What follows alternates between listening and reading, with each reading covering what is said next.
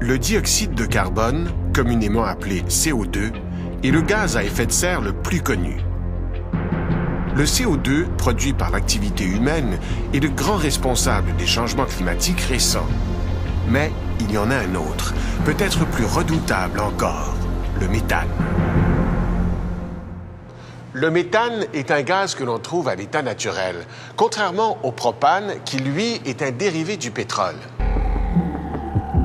Les sources de méthane naturel sont nombreuses. Zones humides, tourbières et décharges à ciel ouvert. De fait, partout où il y a de la matière organique qui se décompose, il se produit du méthane. À ce compte, il ne faut pas oublier les ruminants, qui émettent une grande quantité de ce gaz pendant leur digestion. Cela représente environ 15% de la totalité des émissions de méthane. Tout comme le CO2, le méthane est un gaz à effet de serre. Il retient les rayons infrarouges dans l'atmosphère, donc la chaleur. Le problème, c'est que le méthane est un gaz à effet de serre 20 fois plus puissant que le CO2. Par conséquent, il faut agir rapidement, de manière à limiter la hausse de la température à moins de 2 degrés Celsius. Sinon, l'emballement climatique nous guette.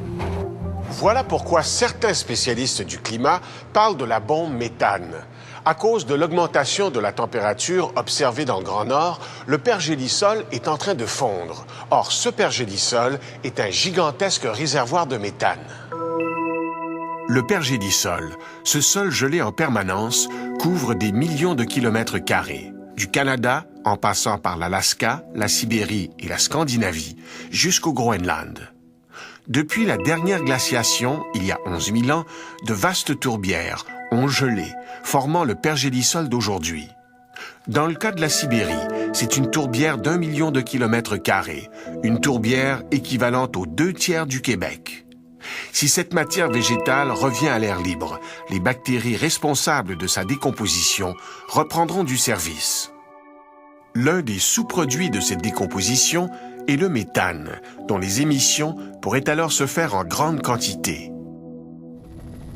Pendant l'hiver, on constate même la présence de ce méthane dans la glace à la surface des lacs. Comment? Tout simplement parce que les scientifiques sont capables d'y mettre le feu. Mais une autre donnée vient compléter ce portrait inquiétant. Il y a aussi une quantité colossale de méthane dans la mer. La présence de ce méthane s'explique par le fait qu'autrefois, la région arctique était peuplée d'immenses forêts. Ces forêts se sont ensuite recouvertes d'eau, puis elles se sont fossilisées. Sous l'effet de la pression, et aussi parce que les eaux sont froides, le méthane s'est solidifié sous forme de cristaux blancs sur ces carottes de glace. C'est ce qu'on appelle des hydrates de méthane. Les quantités d'hydrates de méthane stockées sur les fonds marins dépasseraient en importance la totalité des réserves mondiales connues de charbon, le combustible le plus abondant sur la planète. Mais l'eau dans l'Arctique commence à se réchauffer et le pergélisol marin à ramollir. Ce modèle réduit illustre ce qui se passe quand les cristaux fondent. Le méthane reprend son état gazeux et remonte vers la surface. Le phénomène se produit à grande échelle partout dans l'Arctique. Ce sont les Suédois qui ont fait cette remarquable découverte dans la mer de Laptev, à l'est de la Sibérie. Les bulles de méthane remontent la colonne d'eau et viennent éclater à la surface. Le fait de devoir ajouter le méthane marin au méthane terrestre fait frémir les scientifiques, car il va falloir maintenant intégrer ces nouvelles données au modèle climatique. Les conséquences peuvent être sérieuses, car le pergélisol contient des quantités de méthane évaluées à 16 000 milliards de tonnes.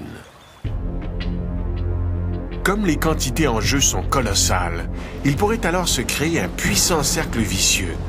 Plus de méthane veut dire encore plus de gaz à effet de serre dans l'atmosphère, et donc augmentation de la température. Résultat, une pression accrue sur un climat déjà bouleversé. La bombe méthane est bel et bien amorcée.